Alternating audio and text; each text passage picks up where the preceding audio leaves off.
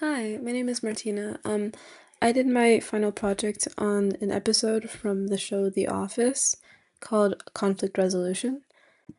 So The Office is a seemingly incredibly boring show. Like in hindsight, there's no reason it should have prospered. But the reason I believe it did was because of this silly looking character. His name is Michael Scott. He's the boss, and he is just so extravagant. He like has the most ridiculous sense of humor and no social awareness or emotional awareness. And so I think that's the only reason, I mean, one of the biggest reasons why The Office kept going really strong. So I wanted to talk about him. I feel like a lot of people will be talking about him, but especially his lack of emotional awareness. I definitely think he lies around like this red area in the little feelings thermometer. Not because he's an angry man or anything, but just because he's so out of touch with his emotions. So he'll do something that's completely socially unacceptable and then get confused and sad why people are rejecting him. So, yeah, my project specifically is on season 2, episode 21. The clips aren't really working, so I'm gonna try to like stitch it in later.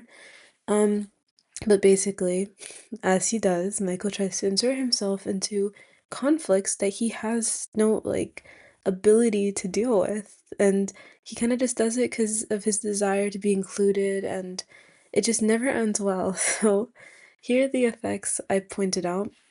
So, I'm sorry, this is not as useful without the clip, but what he does is he um completely exposes everyone, He exposes everyone's issues. They all went to HR for when they had issues with each other, and so when he does this, he completely gets rid of confidentiality.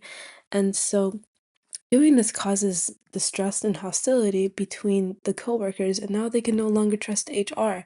So they're gonna internalize all of their anger and suppress their feelings when it comes to their coworkers bothering them, which can lead to more conflict.